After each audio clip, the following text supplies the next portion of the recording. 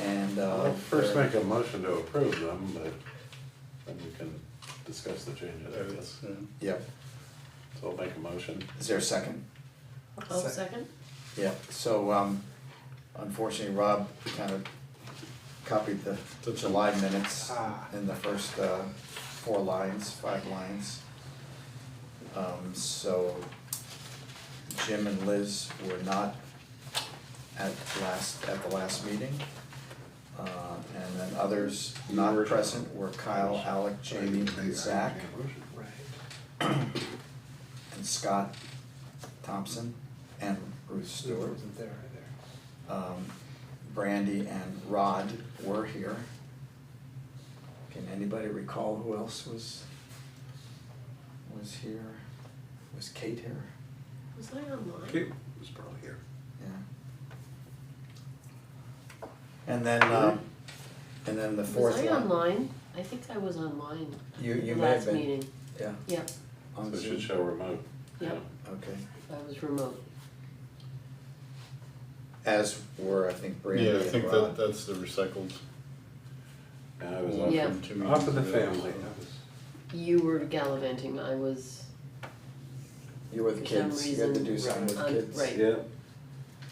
And then shuttling, yep. Megan did not need to rearrange the agenda, so that Mhm. line can come right out. Otherwise,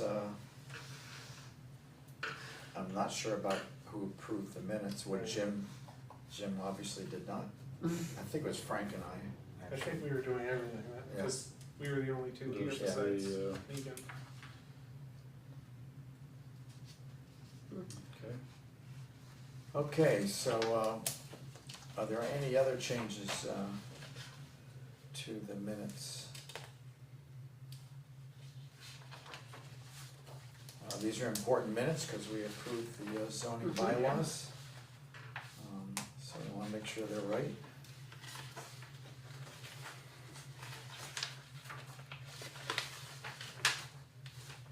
And we also did the tax rate, so guess we better get it right. Which not all towns did. Or, yeah, Mhm. no comment. All right, so all those in favor of approving the minutes as we've just amended, say aye. Aye. Aye. Opposed? I'll abstain because I wasn't there. Yep.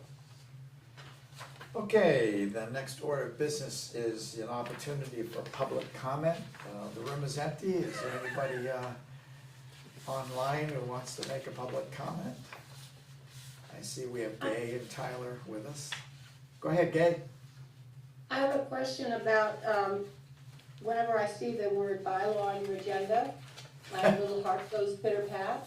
So I'm just wondering, is this, I'm gonna be interviewed tomorrow by a fellow from GNAP about the housing situation, basically in Vermont, but he's interviewing people from all around the state. And I had a couple of questions about that, so I don't know when the appropriate time is to just ask you 2 questions, basically. One of them had to do with the housing task force, which I see is on your agenda. I didn't know you had formed one. We haven't yet. Oh, okay, but you're planning to. We're in the process of, yes. This is our first discussion of it. Okay. My other question was, do you have any plans to begin work on a short-term rental ordinance? We do.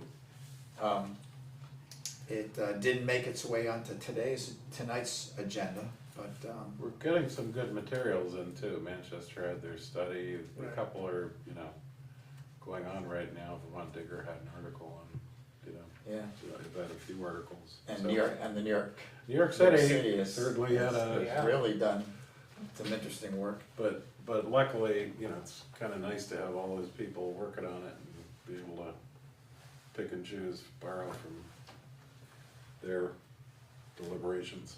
Mhm. So yeah, I would say it's definitely on the table, but right now it's a little bit on the side of the table, not right in front of us. Okay, fine. Thank you. You're welcome.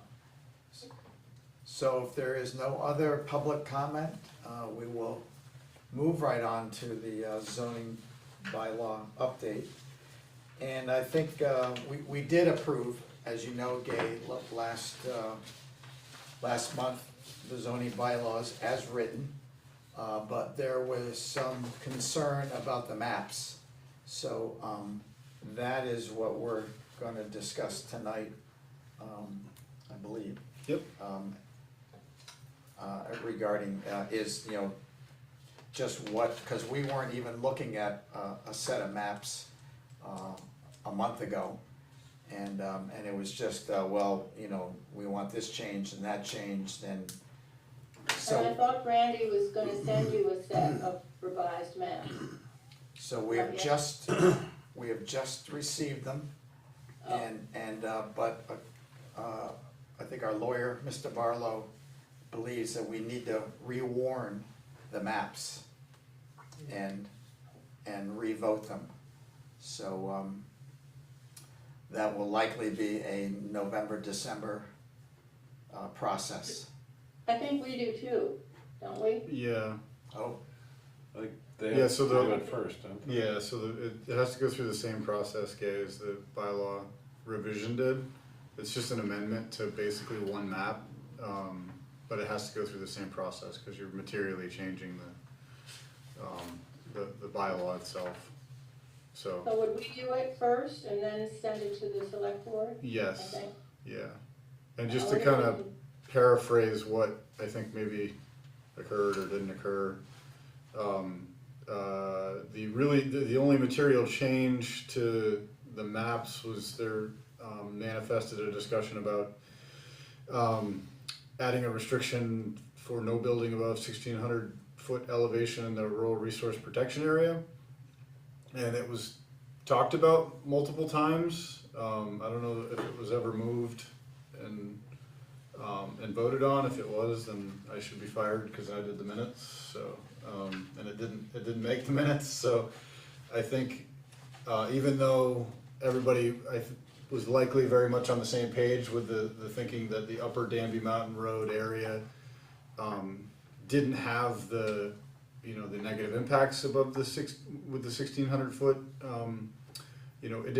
additional restriction, it actually did. There was about I think 6 or 7 lots that are already subdivided, if not built upon or some partially built upon, that would have been captured by the no build clause. So what's transpired is Brandy has edited the map, and it's more or less pushed it up to 1,800 feet, which accommodated building envelopes for all those lots. We are waiting on some feedback from property owners relative to that map, but that's essentially the only change that is under discussion at this point. Is there no other roads like a Nichols Hill or anything like that where it's similar? I mean, it's the map. The more you look, the more stuff you can find. So if you look real hard, at every neighborhood a little differently each time you look, you may find more I'm stuff. not gonna know So everyone, I just, obviously I know Nichols. nothing that because I live stands. on it, but Yeah, nothing that specifically stands to mind, Jim. Where on Danby Mountain Road, there's a already pre-approved set of lots that have some have building permits, I think, but all have wastewater permits, and they just haven't been built upon. And the way the in theory approved map looked is it would prohibit any building on those because they are above 1,600. But that whole Upper Danby Mountain Road section, kind of at the top of the hill, is all above. But that's an area where 1600. there are already homes up there that Correct. are, that's what I'm thinking, are most Correct. likely, and that's why I thought of Nichols Hill, because And then, there are some homes that are kinda high, but I think maybe only one that's too high right There's now. one that's existing that's at that elevation, and then everything else. The others are under They 16. yeah, they're under it. Yeah, there's open land above it, but nothing that is formally subdivided the way the Right. Danby Mountain Road land is. Nothing anybody had planned on being Yeah, able to. correct, yeah, correct.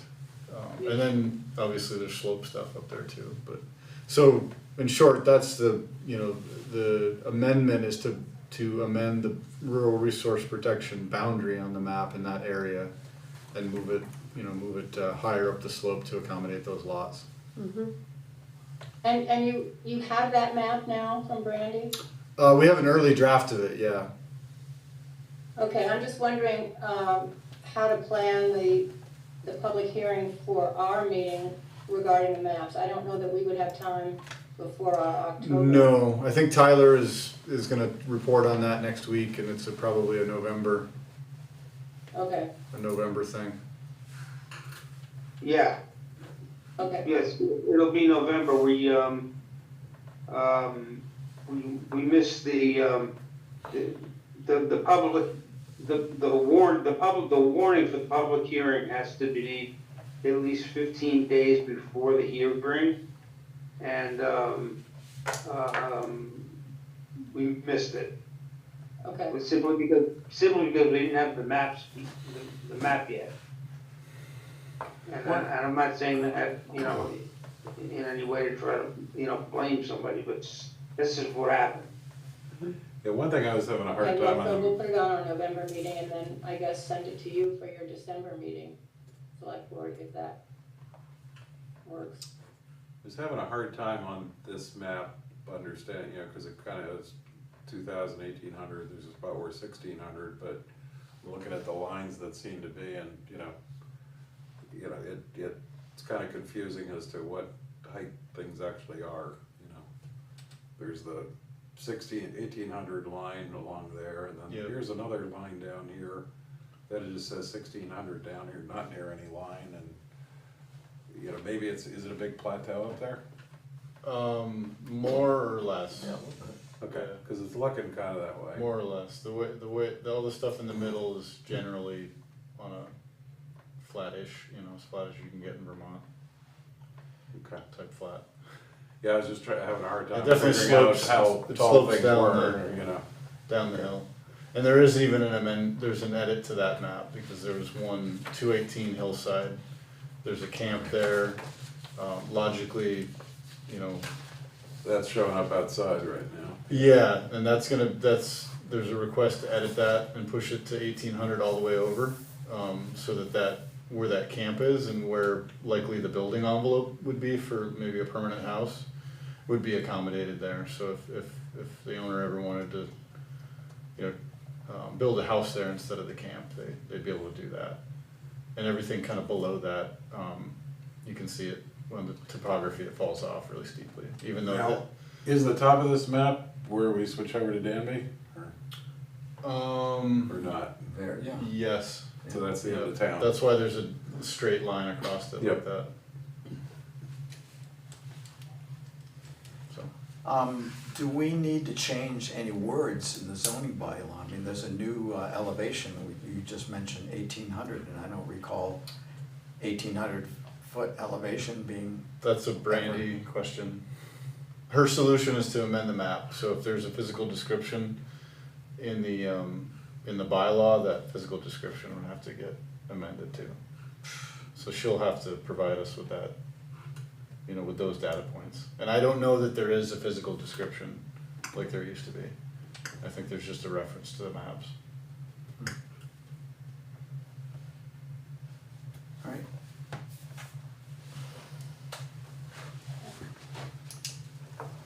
So I'm not sure what the next step is. We Nothing need- that you guys need to take action on at this point, it's, It's the planning commission. yeah, I think everybody's on the same page, the map will get produced, we'll have some feedback, the planning commission can take it to the public hearing. There could be even edits after that, and then it comes to the board, and then again, there could be the same thing, there's public hearing and there could be edits if needed. So, Okay. but to Jim's point, it's a good time to look at the map. Yeah, are there other roads that get close to that high? Oh, yeah, Dorset Hill Road, Dorset. Dorset goes Hill, right at 1600. the upper part of Upper Hollow, Yeah. and some houses above 16.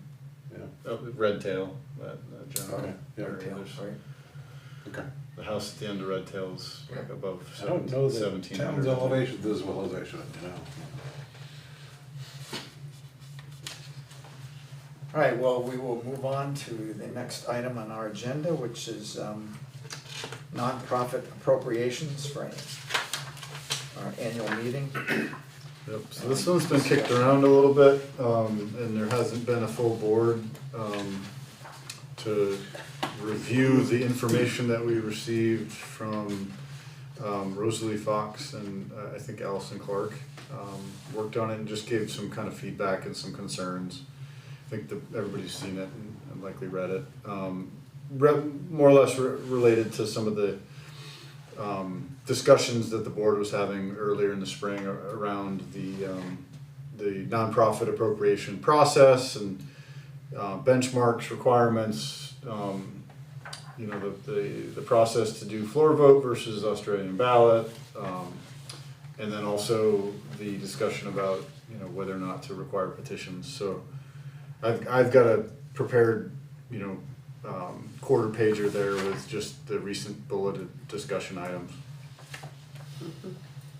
So if I can just say something, with these discussion items, which we talked about either at the last meeting or the meeting before, is that I think it's better not to move the larger items to Australian ballot, because if they're on a floor vote, they can be voted, there can be a motion to amend the amount. If they go to Australian ballot, then we just have to put it in as is, and that's when everybody just rubber stamps everything.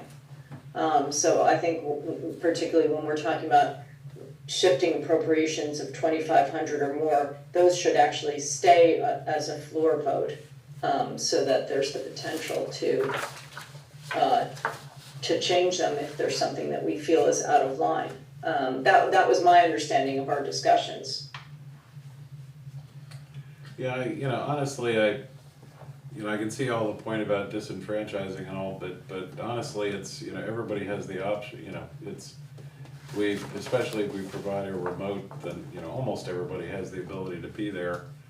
And if it's something that, you know, that people are interested in, then it hopefully will drive them to the meeting. And, I've got to admit, it takes a long time, but I do like that part of the meeting, but I like what we've done over time, which trying to, you know, we can't require things, but we try to require things anyway, you know, the information, and then, you know, in the town report, you know, the type of information, you know, Barlow makes it clear that we don't really have the ability to mandate that, you know, we can't, well, we can mandate it, but we can't not put them on the ballot because we don't want to, you know, if they have the petition in. I think the biggest thing that you do that isn't required is the grandfathering of the petitions. There's been a policy here that after 3 years of positive votes, if the request doesn't change and by number, they don't have to petition every year. And that's not other towns make, the state statute says you have to petition every year. So that, that's one potential hurdle, I guess you could throw at some of these. And we're talking about how many signatures required to get it on the ballot? 5% of the voter checklist, so about 100, roughly.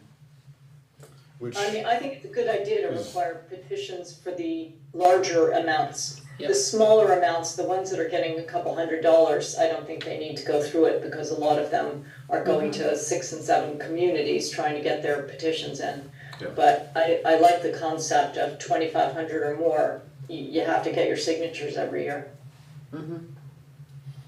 And that also, when they're doing the petitioning process, that does beget a public discussion with voters as part of that. So there's a higher likelihood that somebody's gonna get approached in advance, so that they would, rather than just showing up, maybe cold, they might have been asked to sign the petition, so they're aware of it. Maybe they did, maybe they didn't, maybe they support it, maybe they don't. Well, I think to some extent too, I have note sitting on my desk right now, which I was supposed to some time ago, set up a meeting for Henry and I, which I will now do. But I think with some of our, some of the people who request large amounts, that I think, having some select board members do a little bit more due diligence on that makes some sense. I don't think honestly, I don't think it should necessarily be the town manager doing it. I think select board members doing it makes more sense. And there are, there's nothing that says that, the select board doesn't have the ability to make agreements, outside of the appropriation process for services. And that, it's another avenue that you could look at. I'm just thinking with some, it would be good for us to meet with some of these organizations and just sort of, again, they can petition for whatever they want to, and, that's the deal, but it should be a two-way street, where there's information flowing in both directions, and if we have some questions that we want answered, then we should be asking them. Because with Henry and I, it's just, one of our large numbers that seems to be inconsistent with other towns in our area. And it's like, well, we should be asking that question as well for, clearly the childcare, sort of is an issue that raised a lot of questions, and those are good questions. Yep. We should be prepared. So in other words, So you're proposing to No make a change. site visit? Yeah. Yeah, Yeah. that's a good idea. And I think, so as a select board, we could always review what we've had historically and any new ones and say, okay, which ones should we maybe do some due diligence on? And just assign it out to various select board members to do that due diligence and report back. And then that can be a public, public info for, at one of our meetings. okay, so that's, what I'm hearing is really let's not change it at this point from what we have now. But I think the idea of, for grandfathering, not grandfathering larger amounts, right? That being, 2,500 and up, then. That would be a change if you required a different petitioning process for larger appropriations, that would be a change. Which you could, some of the others it gets wonky because you would actually have to vote on it to change it, and then it would go into effect a year later. But But the petitioning thing is in statute, you could just say we are restructuring our policy. But we could do an advisory, we could put something on the ballot as an advisory, okay, people really, we can figure out what it is and say, do people wanna do Australian ballot on those? Just to get the input from the community. And it'd be interesting, cause we're kinda guessing, And then if people said they really wanted to, then the next year you'd do the initial that would be for the next year. Be a couple of years out, but. Yeah, cause I totally agree with Megan's point that, just putting it on the Australian ballot, it just kinda goes away, it's. Yeah, I agree. It's less transparent. Yep. Okay then, if there's no further discussion on that item, we can move right on to the housing task force. And this was an issue that keeps coming up again and again, and I think at one point Liz and I were tasked with going after this, and now we're coming back to you with the concept of putting together an ad hoc committee, a task force, and we're thinking 7 people, and not a whole lot of guardrails.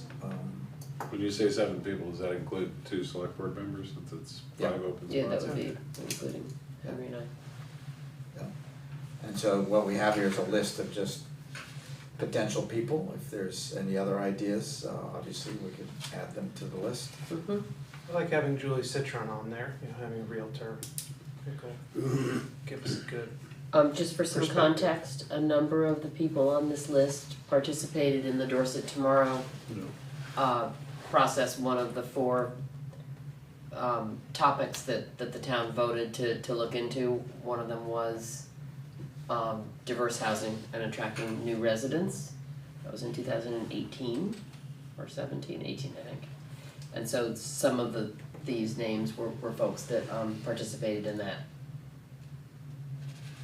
And I think I could qualify too that we don't know that these people are all available yet. Right. Is the other Right. piece. That's, Yeah, so I we're think very early in the process. Yeah, I think the idea was that we would start to have conversations with each of these folks, see where they are, and then you know, make some determinations on what the best group of 5 people would be. So would the next step Factoring be in, you know, going out to a these variety people of and different ages, different needs. Yeah, functionally for the group, it would be to, you know, reach out to the, you know, maybe the ones that are at the top of the list for this group and see if they're available, confirm that, figure out kind of a meeting schedule, and then, you know, maybe for the group more so tonight would be, you know, maybe not guardrails, but some mission statement as to what the objectives are for the group or for the town and the group. Now, should there be any sort of, if you're on the planning commission, you shouldn't be on this, or if you're. It's up to you guys. This is Mm-hmm. your committee, so you can put it together however you see fit. I like the idea of having one planning commission member, so that you have someone who is familiar with the new zoning and can help guide those sort of issues. And there's 2 on the list that are on the planning commission, I think. Just thinking. of the That old Connor problem. and Dave. Yep, Connor and David. I was thinking the Rosses, Kathy and Scott Ross, I don't know if anybody.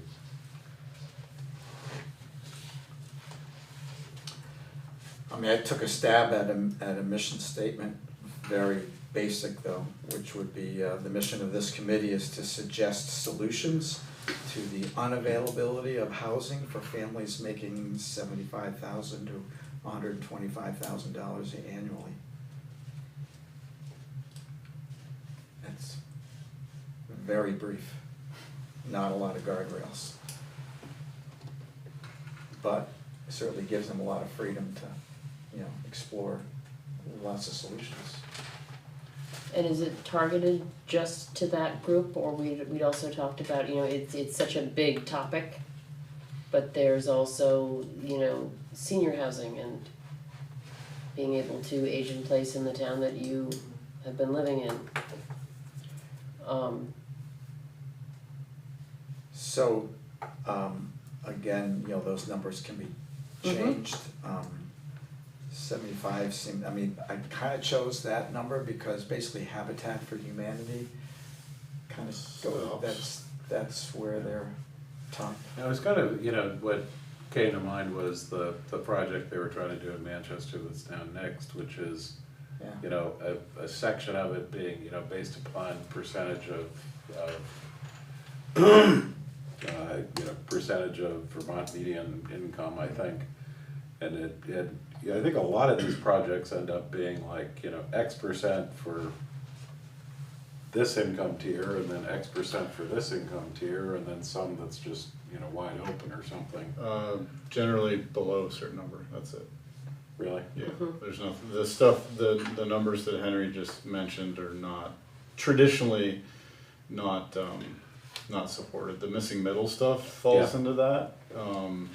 And there may be Is that what the Manchester thing was, you know, No. I'm trying to remember what theirs was. No, it was lower. That was just lower. lower. I went to It the was, hearing, I It was Yeah. both, it was a I mixture. thought it like was supposed to be a mix of, It was a mixture, but it Yeah. included,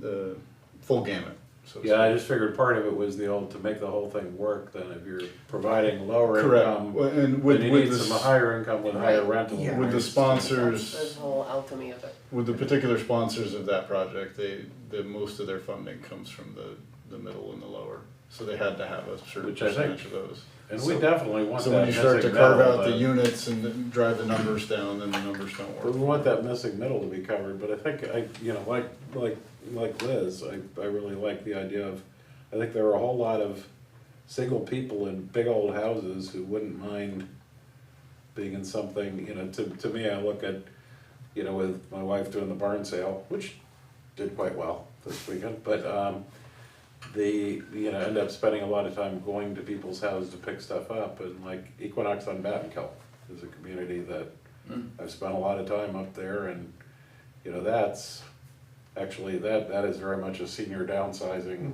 Mm-hmm. community, which is very nice, and, it's not really creating affordable housing, but it is. No, but Meeting another the housing discussion need. is that it potentially opens up that, the middle, upper, 4 or 5 bedroom house, it opens that up. And those Into are- becoming a multifamily home or something Or- potentially here. Or just to somebody that's mid-career and wants a Right. bigger house. Yeah. Cause that's not, It's creating a little more dynamism in the, housing just that's how the regular market kinda works normally. Cause our housing study was There's just, enough it was shocking to me, the percentage of like one or two, percentage of one people in really big houses Mm-hmm. in this town. So my only intention there was to bring a focus to the discussion, the solution. May Yep. actually, for financial reasons, may, what we do with Raptor Lane, I mean, we have 7 already subdivided lots that could sell for $1 million houses. Right. And then I think it makes sense maybe also to have an affordable housing element within there. But in my mind anyways, the primary reason for doing this is workforce housing and even families and children. Yep. Children to go to our school to keep that relevant and vital, and Yeah, just I tend to younger look at families. it, just from what I'm at, I tend to look at it as I'd love to have, more teachers be able to live in the Yeah. community. I'd like to have our rescue workers be able to live in the Yeah, community. Yeah, And, so many of those, important individuals in our community are just, too often, yeah. coming I in mean, 45 minutes. The new president, CEO of J.K. Adams, had the hardest time finding a house and ended up buying something in northern end of Pollock. Yeah, And this guy's not making small change, right. so, Yeah, there's an inventory problem and then Yep. obviously a market pricing. Which that's a huge, even, like my daughter, who just, up by White River Junction, trying to find, but she's making good money as a nurse practitioner Yeah. and with her boyfriend who's a resident and still finding housing up there was Yeah. really tough to find, and it was a lot more than they'd want. It's just, it's a wide problem. So I think, Liz brought up the idea that, this will be a discussion for the next 3 months or so. And then really kind of finalize what we're doing Yeah, I as we think, go into the new year. I think the idea was that we would, start by, having conversations with potential members of the task force. I don't think we need a set mission statement right off the bat, because I think we're gonna find out so much Yeah. by conducting these interviews. If we feel that we need to have something to start with, I think what we all can probably agree on is that what we want to do is increase housing options and housing inventory, in a variety of different ways with a focus on workforce housing is great. Did we get the final of the housing study? Not yet, no. Not yet. That would be great for them to start. Yep, Request. that would be it. Yep. Cause I think I think Henry's absolutely right that like 75, 125 is a really important corridor to go for. I'm just thinking that, you know, maybe some of the 50 to 75 too is, you know. And we also need to Might be understand important, how communities get built. Because to your point about, you know, mixed use is a lot of times the way it can work, is that you've got some different price points for different reasons, and some of the lower ones are protected in terms of making sure that they are always for a certain, you know, that group. But that, Like and I think that will be really part of, not the fun, but part of the inquiry will also be finding comps, seeing what other people are doing around New England, because it's, And even like the Culver an Lane issue. property that was, you know, it was something here that was designed to not let housing prices get out of control over time.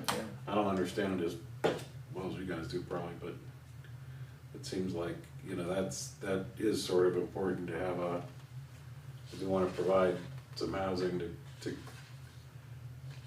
to some extent, if it's meant to be more reasonable than anything else, then you've gotta protect it against just getting bid up, plain and simple. Yeah, you need to make it sustainable. yep, and that's where we had talked about a community housing trust, looking into, you know, options for how people have developed housing like this, and how they've ensured Which the interestingly, sustainability, you know, financially. since we were on vacation on Martha's Vineyard, do you know how they're supporting their affordable housing, which they really need because they, you know. Yeah. But they support it a lot through a short-term rentals tax. Yeah, Yeah, that's something we could he do. knows the yeah. Right. The rooms tax as part of the local option. Yeah, local option. He, So there are Bob lots. Green, Joy Green's son, do you know him? I do, but He I haven't lives on heard that Martha's name. Vineyard, and he is a developer. On the I vineyard. will take that interview, I'll have to go. But I think that, you know, it's interesting, as an island, you know, they have a lot of the same issues. And he's done a lot in that space.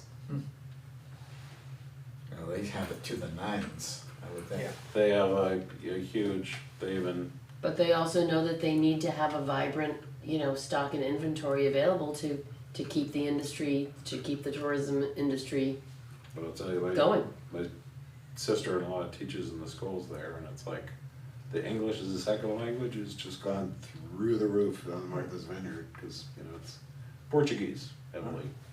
They have a lot of people who have come to the island for, you know, jobs. The winter population on Martha's Vineyard now is bigger than the summertime population was 25 years ago. It's, you know, it's kind of amazing. But it's a whole lot of transplants. Wow.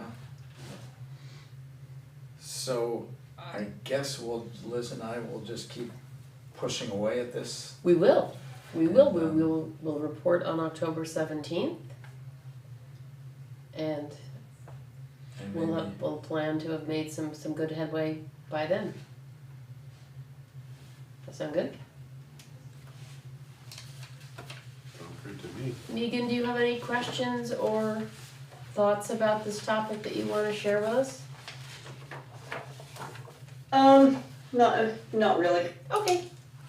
It's a little bit hard to follow the conversation when you're on Zoom. Anyone who's closest to Rob, I can hear very clearly. The rest of the conversation is a bit garbled. Oh. So, I agree, Megan, thank you. I really can't understand Jim very well. Is that speaker not Martha's ours? enough? No. I'll just save my thoughts for the next meeting. Okay, great. Roll it up. We're all just such quiet people. Exactly. all right, well then we're gonna move on to old business. Rob, take it away. Sure. If you look at the screen here, I see a picture of Coolidge Lane. Wow. Hey, look at that. That's what it Whoa. looks like now from the bottom Not of bad. the hill. That's a lot less steep than it was, isn't it? That's what it looks like from the top of the hill. You It's can't tell. deceiving. Or I guess you can't tell, Still yeah. very steep, it's just a nicer road. Yeah. That's kind of halfway up So we're putting the finishing touches on that Great. process. Is there- We've had some real rain in recent days, is That's it? nice. Is there any concern that on a icy morning, that's gonna be like a luge run? We Whereas don't before maintain they it, were- so they're responsible for maintaining it, so, Lay the salt on. put the stone on and you'll be fine. So, But with the rain we've had in recent days, is it held up? Okay? yeah, yep. Yeah, the base layer is, this 3.5 inch stone, material that's like, once it gets compacted, even without, mechanical compaction with just with trucks driving on it and stuff, it's like bulletproof. Yep, So it that's what stays together we really used to good. fix Merck's Road. Yeah, the That's top the- of, Brilliant. the wearing course, which is the nice brown gravel you see on the top, is the stuff that's more prone to washing out. But no, so far so good. So, and everybody seems relatively happy, so. Well, you've been amazing in kind of negotiating this through. Not me, the guys did the work, so you can see in the picture, they know how to build roads. We saved some money, we ended up needing a bulldozer. There was trees here that got cut last fall. We pulled stumps and, regraded, but, they were able to procure a bulldozer and an operator basically for nothing, so that helped a lot. So I don't have the final numbers yet, but I think we'll be under the estimate that was discussed and agreed upon, so. But that was a really potentially Yeah. difficult, Right.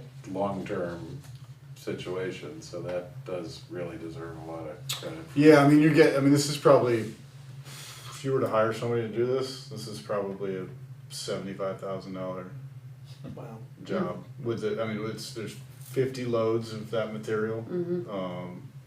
Yeah, it's Wow. significant, it's, 50 loads.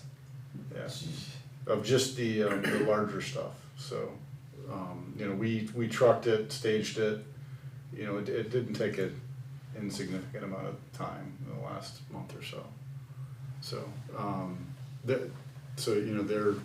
they should feel fortunate that, the town is retaining the right of way, but, the road's gonna be greatly improved. With the fabric, it should, react just like most of the rest of our dirt roads react in the shoulder seasons Yeah. with frost and stuff, so they should be good to go. Let's see. New town office, supposed to have a Zoom meeting with them, next week, I think, just for an update. Them being McClay. Them being the architect, McClay, yeah, for an update for any kind of, changes in our timeline, which I don't have any information from them to speculate that there will be changes, so I know that they've been working away with construction drawings, so. The Reed Farm Lane, we've applied for reimbursement for the river, capacity restoration project. I won't say dredging, cause That's a no-no. better. But we went over budget, so, cause we ended up taking out more material than what was initially permitted by Josh, who's the river guy.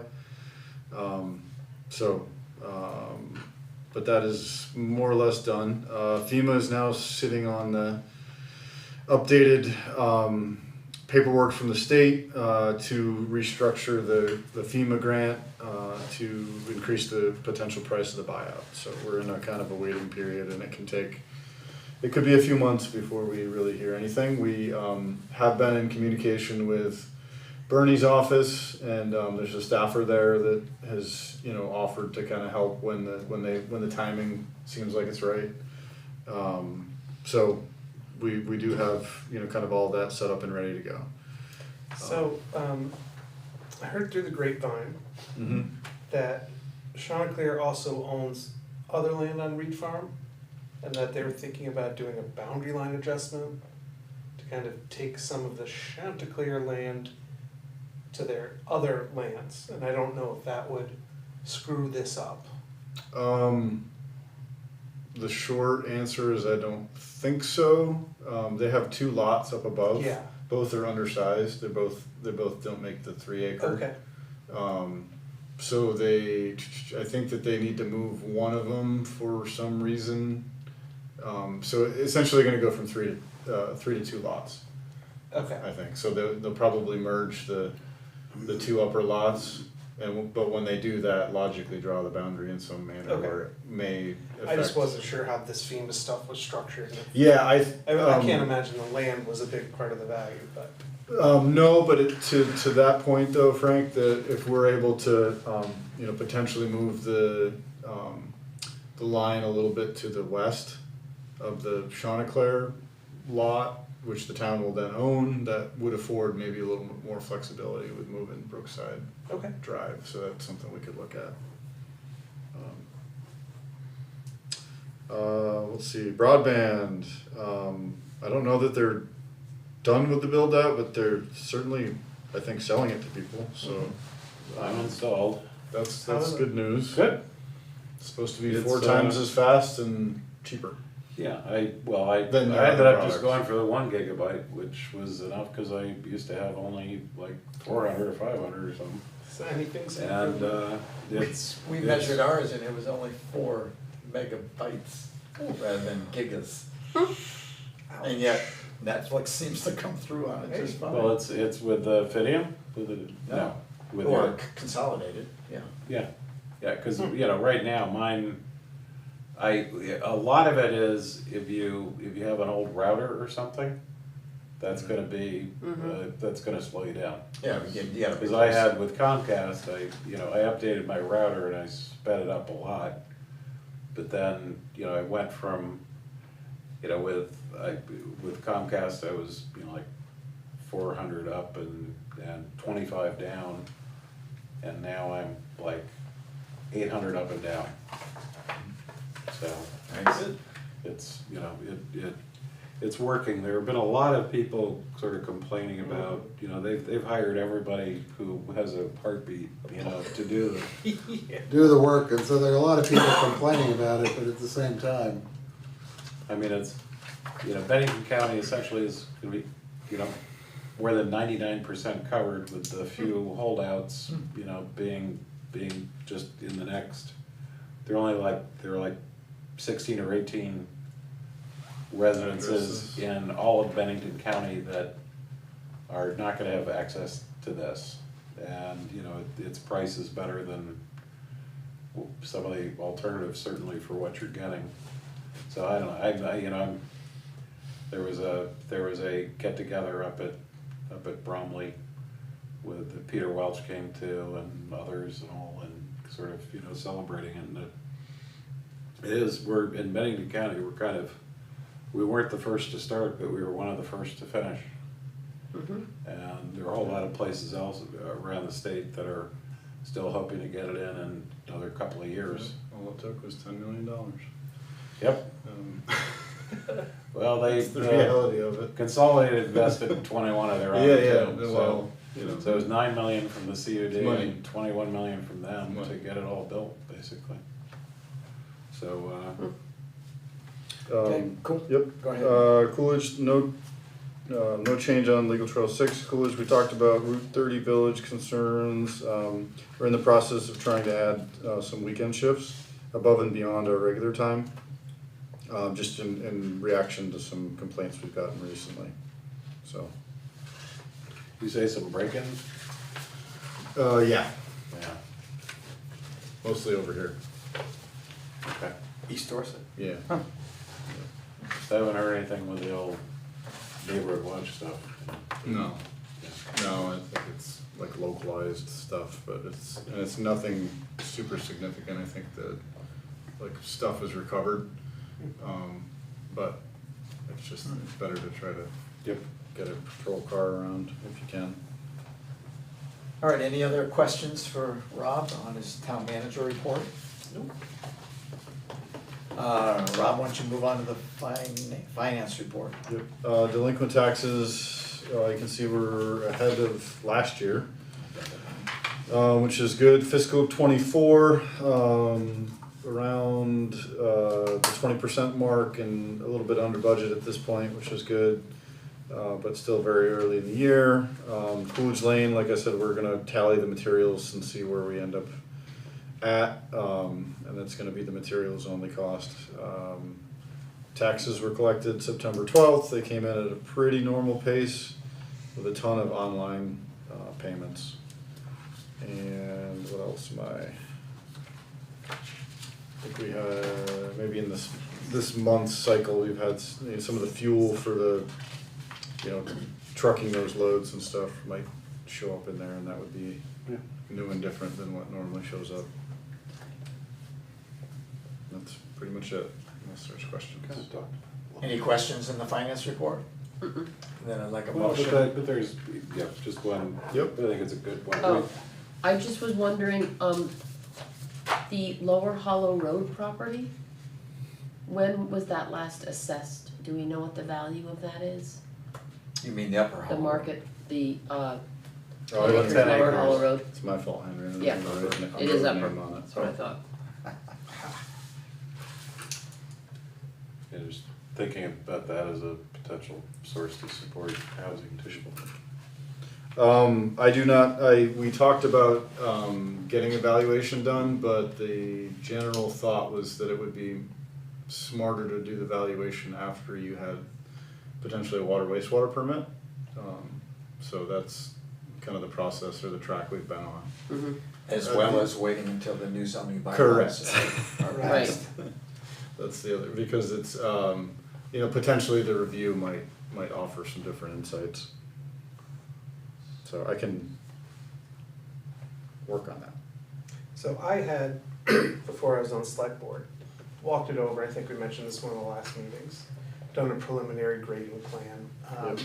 The next step would have been to go out and do test bits, and I'm sure we can find a place for septic.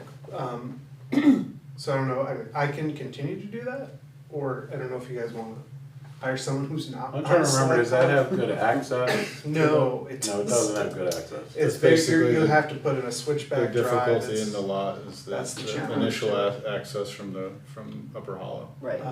About So- a third of the way down, probably. Yeah, like, but it you go starts about a to third of the even out. way, there's some plateaus, and Yeah. there's, you actually probably get a couple houses in there, but it'll be a challenging drive. Mm-hmm. So I'm happy to finish at least the wastewater part out, or if the board wants to get somebody who's not on the board, that's also fine with me. My opinion is that that's a Rob Giotti decision, and if he's comfortable with you, I'm fine with that as well. If he's not, then, yeah, look elsewhere. I don't think we're any sort of rush sort of thing, but at the same time, just kind of keeping Yeah. in mind. No, it's it's just a- It's thinking, an asset that could be Correct. valuable and we. once the leaves are off, it would be a good time to do test bits at least. Right, It's easier it's to just see while what's the out market there. is the way it is. Yep, You Is can never- is land selling? yep. Mhm. Anything Yep. is selling, Everything's selling, there, I mean, even terrible lots are selling. right, Well, that's because I remember, Disqualified. we have actually, Yes. actually the school district had a lot. that, Well, once you get there. we couldn't there's- give away there's for a spots long that time would be ago. really nice. Right, to have a and- 360 of the whole wall. And it's, that's a Is it good a bidding question. war? That's not bad. You know, What's that? now it's in a bidding war? getting there. That's the. Yeah, Oh, I'm right, trying to the remember what land. we did with it. No, the school lot, it still sits in purgatory because it's in the town line area. Oh, that's right. Right. Well, So I think. So I was thinking, at I one think point that it was the- like, we couldn't get I think squad for it, so. the district attorney, the school district's attorney probably, just kind of agreed that there might be title stuff and it's just best to wait until maybe that runs its course. Okay. So I don't believe it's changed hands, Yeah. to my knowledge, I don't think, cause I thought we looked at putting it on the market and it was like, nobody's gonna give you a spit for it, so, forget it. Yeah, it's that initial phase of like where the neighbors tell you it's worthless and. Right. It's got It's not- plenty of The septic. neighbors Can't are do anything willing, with it. And neighbors because were they- willing to give you they a wanna- bicycle for it. Yeah, exactly. It's like the neighbors of the Upper Hollow lot. Exactly. Yeah, but it's a Same, process. same thing. It's a process. Okay, now we're gonna sell it for a home next to you. What? Yeah, yeah, I'll pay. it's a process. So a motion to approve Rob's financial report. So moved. Second? That your second? Yeah, Liz? Liz? Any discussion? All those in favor say aye. Aye. Opposed? Okay, I misspoke, Rob was doing old business before, now he will do the town managers, give us his town manager's report. Okay, so kudos again to the guys on the road crew for helping get the Coolidge Lane MOU carried out, which is, it's one thing to do stuff on paper, but when you start to actually do the reality and interact with all the people involved, it can be challenging. They've done a really good job with that. We should be proud of them. On to other stuff, the fire district project continues to plug along on the other side of town.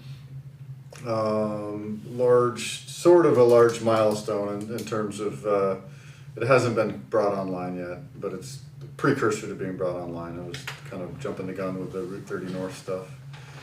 When it does come online, there's, roughly 3,000 plus feet of old galvanized 1.25 inch line that'll get jettisoned. So we're really hopeful that when they make the switch over and the old line isn't functioning anymore, Reservoir will overflow that, instantly. yeah, exactly. That there's gonna the consumption will just go whoa. Yeah, But all those Do you know- leaks. but unfortunately, it's Yeah. like it's like the death by 1,000 cuts. It's not any one like repair, but gradually, it's been trending down. They're about 30. They've replaced about 30 service lines. Yeah, which is What's the material they're using for the replacement? high density polyethylene. Which as- lasts forever. As designed and recommended by the good engineers at Otter Creek. Is that the green sort of pipe? No, it's be Blue. black or blue. Usually blue. Did they give you I don't know, I guess this would be the state. Do we have to demonstrate, I mean, I assume we do, reduced usage for a certain period of time before they'll lift that moratorium? Correct, yeah. Okay. We don't know what that duration is, so that's the kicker. Yeah. My feeling is that after 6 months of reduced, 6 months of pretty predictable reduced numbers, then that we can start to just, Rattle it. just be a squeaky wheel until they, because we do have I think it's, that it may be as many as 10, potential customers that have projects that are Right. expansions Yeah. or additions or, simple things that Small stuff. that people should be able to do without, Right running now up you- against the utility If you want to restriction. add an ADU, you can't Yeah, do it. yeah, something silly like a, Yeah, 70 gallons a day. Yep, yep. So, I don't know the complete answer to that, but I know once, once we get there, we're attempting on all other fronts to kind of save our powder as much as possible so that we can really be a pain in the ass when we get to that point. Cause there's lots of other things that we could be a pain in the butt about, but Pick your battles. we're kind of picking our battles, so,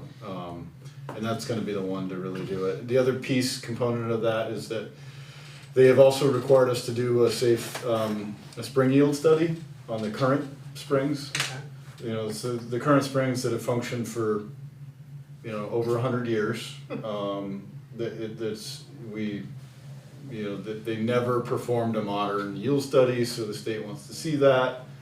Even though the springs have been performing for over 100 years, where we have to prove out that they would do what they've done for the last 100 years. Which costs about $20,000. Sounds right. Yeah. So those are the two components to lift the moratorium. Okay. So, and we're about maybe a third of the way into the yield study. One good thing about a rainy summer is all that stuff kind of factors into the spring production. Right. So normally the spring production this time of year has slumped off and it starts to be kind of lean, dry times, and Not so that much. for the most part hasn't really happened the way it normally does. it has the production's gone down a little bit, but not significantly. So that hopefully might be a good, a good timing, so to speak, from our vantage How point. much better information does $20,000 get you about how much water is being produced? Not much. It just gets you a fancy, file with Thanks for the the report. consulting firm's name on it. If So, you get sued, you get some backup. There you yeah. go. What he said, The state generally doesn't like groundwater sources for Yeah. public water systems. So that, I think part of it's just a hurdle that they've thrown in front of us to make us jump over it, so. And the other component is that, Because drilled wells are always better. yeah, Excuse me. in their feeling, they can be. Why? I mean, there's reasons, I guess, but. Because we have both now, don't we? We don't have, so that's The springs are another, better, aren't that's the third reason for us to complain or to whine. We've got a planning loan application in, from two funding years ago. We put in a planning loan application because the state had, basically they were granting money towards planning loans. So we applied, because the process to develop, and permit that, the gravel well on Cheney, which is, we have a promising well, we have a really good potential. That process is gonna cost around $150,000. 2 years ago, I have no idea what it's gonna cost now, but the state potentially is gonna cover all that. So we're waiting for them to approve the planning loan, so potentially we could do the work and also get those costs reduced to, almost to zero. So that's why the well hasn't advanced, because, there's potentially a lot of money on the line. Thanks. It's easy to forget these things, yes. Yeah, I unfortunately have to live it every day. Sometimes I forget too, on purpose. Try to. The other piece to throw in here, I think I might have mentioned it at the last meeting, but the fire district is getting close to being 60% complete with mainline replacement design. And that's a good design, yeah. So potentially, Route 30, Church Street, some of the other locations. Replacing mains is the logical next step. The services have been replaced to a certain point, or all the way back to the main, so you'd come back and replace the mains, everything would be new. There's an outside chance that some of the mainline replacement may be able to fall under this current construction contract that we have right now. We're tracking a little bit under budget, which would open up capacity for potentially a portion of a main line to get, once it's designed and permitted, to get added to the construction contract. So that would be, and then obviously the work wouldn't take place until probably next year. But that could be a huge development, because that's, essentially, maybe I'd say 5 to 8 years ahead of schedule. Wow. 3 to 5 years ahead of schedule, probably. So, when you're cramming 30 years worth of deferred maintenance into, a short period of time, it's having the opportunity to patch it in here because the funding's really good, would be a good thing for the fire district. So, enough about that. So other stuff, passive board meetings, I will also mention that the Vermont League of Cities and Towns Town Fair, I think you guys might get emails from them occasionally. That's next week, and I'll be there. There'll be just municipal trainings, and the league kind of year gets set off at that event every year. Bylaw stuff we talked about. The Route 30 pathway is still, we're waiting on. We kind of had to restructure some of the scoping review that they were going to do, and to do that they had to actually go back to kind of the drawing board with archaeology on a certain section. So we're waiting for that to come back before we have more information to present on the pathway for Route 30.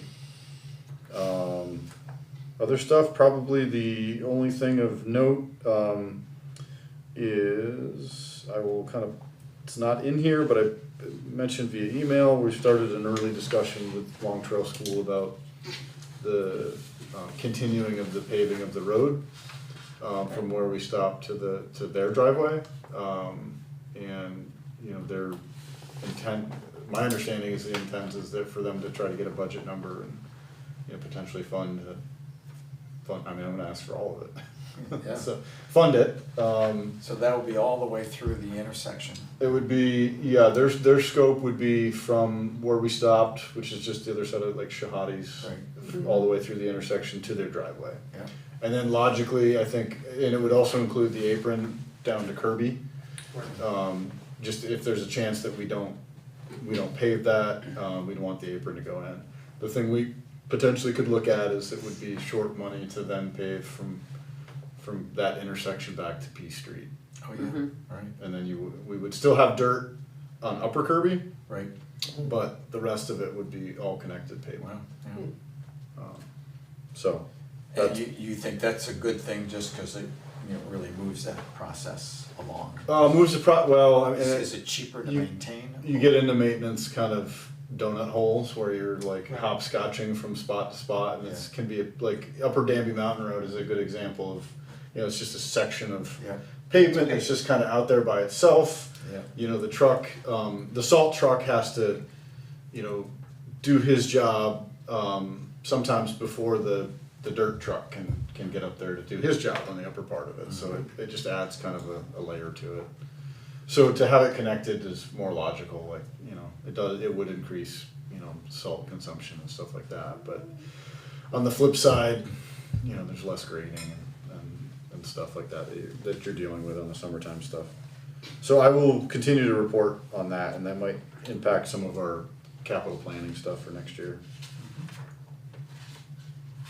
And that's it. all right. No more questions? Let's sign warrants or whatever these things are. Warrants and accounts payable, that just goes in the back.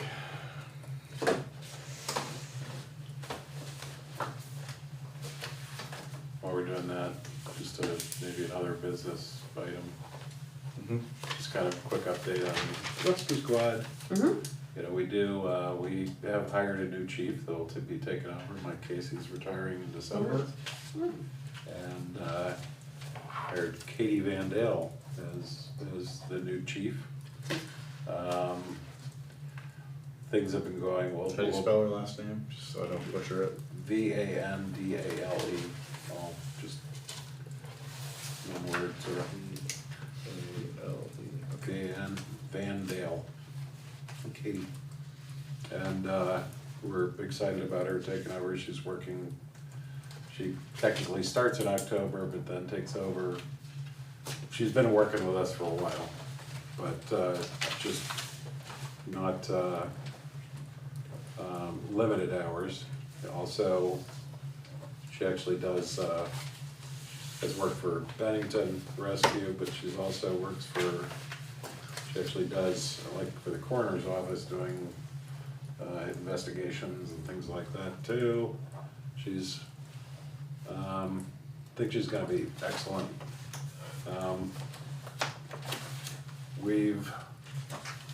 We'll be providing some updated info along with our municipal request for the year in the coming months. Our budget, we've had our budgets all together, but we're actually we had a very good year last year, medical revenues, you know, we're just busier than we have been, so medical revenues up. But we're finding we're having to invest a little bit in some equipment and stuff like that. We do have the newest ambulance on order, the last one we leased for the town of Dorset.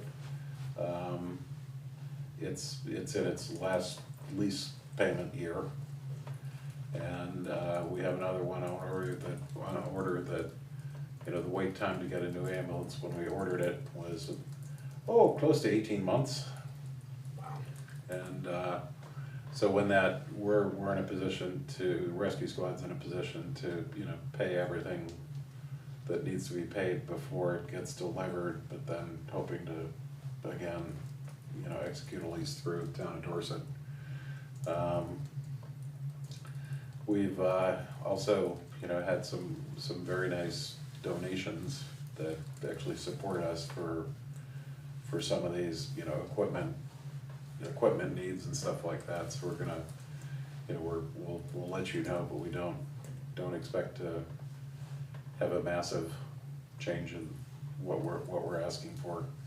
Although you may remember last year, we, you know, kind of went through, we did a major compensation update. And last year was like, overall, you know, wages going up like close to 14%. And this year, we're still kind of struggling with, we, you know, did a whole redo the system, and we're trying to do phase 2 of that this year. That's actually delayed us to get our final budget together, but that should be coming to you within a month or so. So, just let you know. Okay. Thank you for that update. Yep. Any other business? If not, I will entertain a motion to adjourn. So moved. Second.